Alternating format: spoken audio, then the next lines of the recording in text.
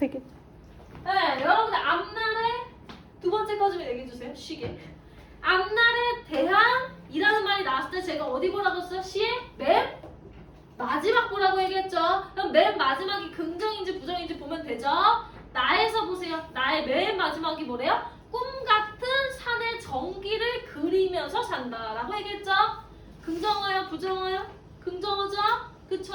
그래서 이번에 앞날에 대한 회의가 뭐였어요? 그러니까 어휘 복습 많이 하셔야 돼요. 지금 보시면 제가 시에서 표현법에서 뭘 얘기해드리냐면 뭐 앞날에 대한 뭐 전망 이런 얘기들 나오면 미래에 대한 얘기이기 때문에 뭐다? 시의 마지막 부분을 보라고 얘기했고 시의 마지막 부분이 긍정인지 부정인지 봤는데 우리 지금 이거 긍정이잖아요. 그쵸?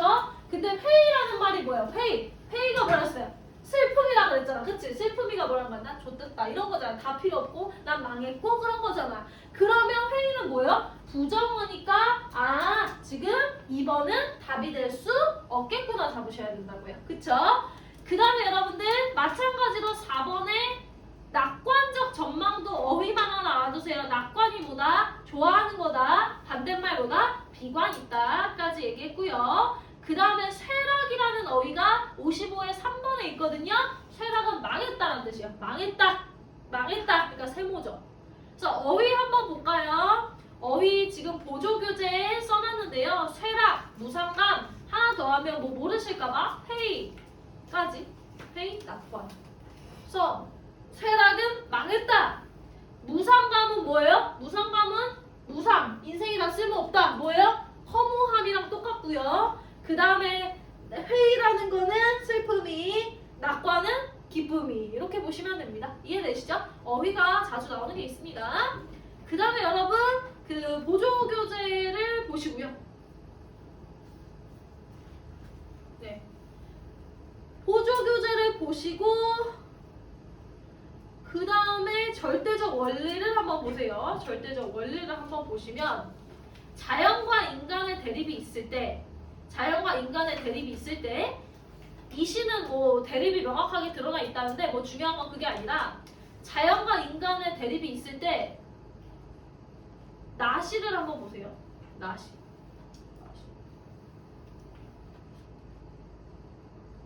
그냥 뭐 하려고.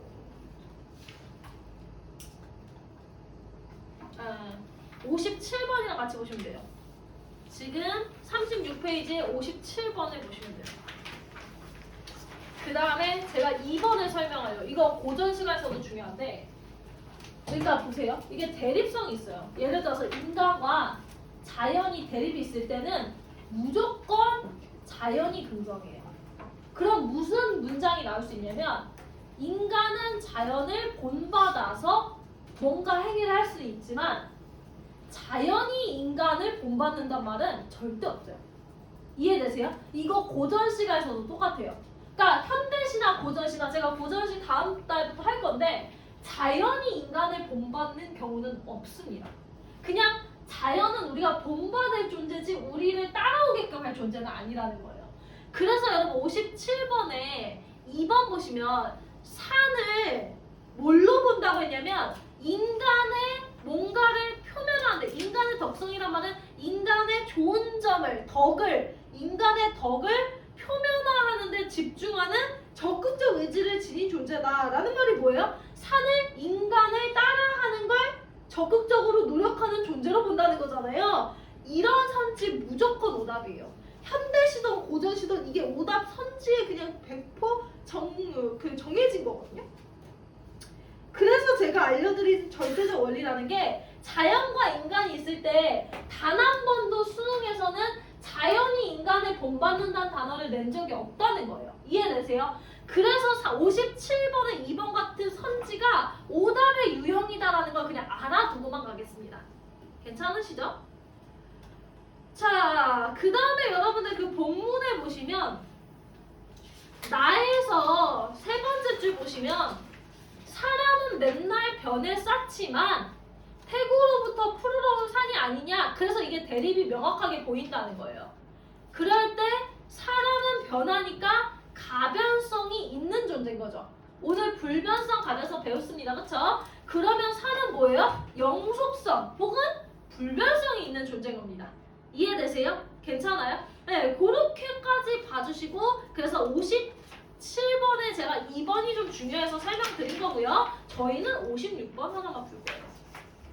자, 여러분 56번 볼 건데 56번에 보기 한번 읽어보시고요. 이육산안에 복습 한번 해보면 일제강점기 시인의 테토남, 그쵸? 졸라 테토남. 그래서 보면 아시겠지만 조금 짧습니다. 조금 짧고요. 56번 푸시는데 보기 한번 분석하고 풀어보십시오. 이해되세요? 56번만 하나 풀어볼게요.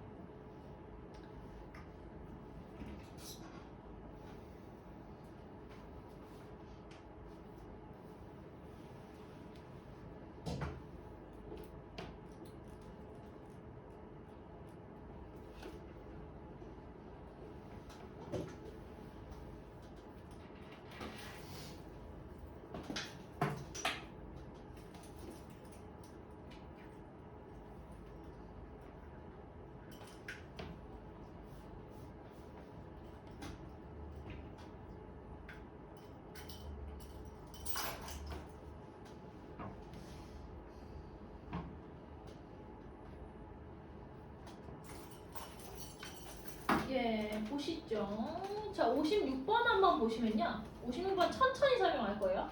보시면 일단은 보기부터 분석을 하세요. 일단 보기부터 분석을 하시면 보기에서 이육사는 일단 뭐 배경 지식으로 알고 가신 게 일제강점기 시대에 의지적 태도를 갖고 있다. 그쵸? 의지적, 뭔가 남성적 태도 갖고 있는 시인이다 정도 나왔고요. 그 다음에 보시면 이 사람이 유폐된 지역에서 라고 얘기를 했는데 지금 뭐 그 정도 나오시고 떠나온 고향, 뭐 낭만적 봄에서 비극적 겨울, 악화되어가는 일제강점기 이렇게 나왔잖아요. 그쵸? 이해되세요? 그 다음에 여러분들 보시면 제가 1번 선지를 좀 보세요. 1번 선지도 뭐뭐하여라는 건 본문 얘기죠. 그러니까 보시면 돌담울에 둘러싸인 산기슭을 묘사하여까지는 본문 얘기인데 뒤에 단어가 뭐예요? 그냥 장소의 분위기예요. 그러니까 이런 단어 계속 나오는 거 보이시죠? 근데 제가 분위기가 없는 시가 없다고 얘기했잖아요? 그럼 이거는 뭐야? 깡패 문항이니까 볼 필요 있어 없어? 없단 얘기예요. 1번은 선지 파악하실 필요 없어요. 분위기 당연히 있겠지 하고 넘어가는 겁니다.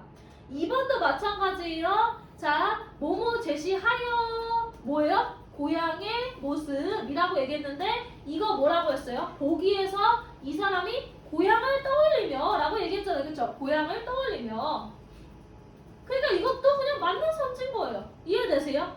그 다음에 3번 보세요.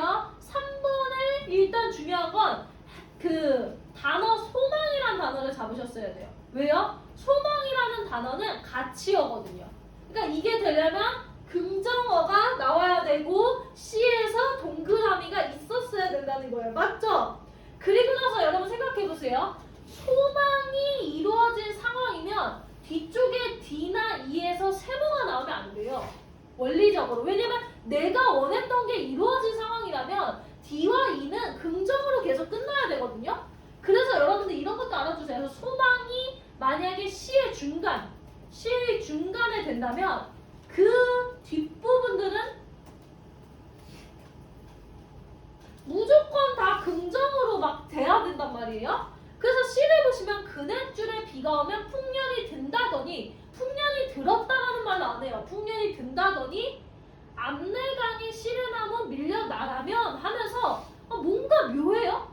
그 다음에 여러분들 D 보시면 피로 가꾼 이삭 북극을 꿈꾸는데 E에서 보시면 강물이 얼어붙는다 하고 한겨울이 나오는데 여러분들 중요한 게 E에서 한겨울은 보기에서 뭐라고 얘기했어요? 비극적 겨울이다라고 얘기하잖아요. 그러면 지금 C를 기준으로 뒤에 있는 E에서 부정어가 나와버렸단 말이에요. 그럼 뭡니까? 아, C에서 소망이 이루어졌다고 볼 수 없구나 라고 보는 겁니다. 그래서 답이 몇 번이에요?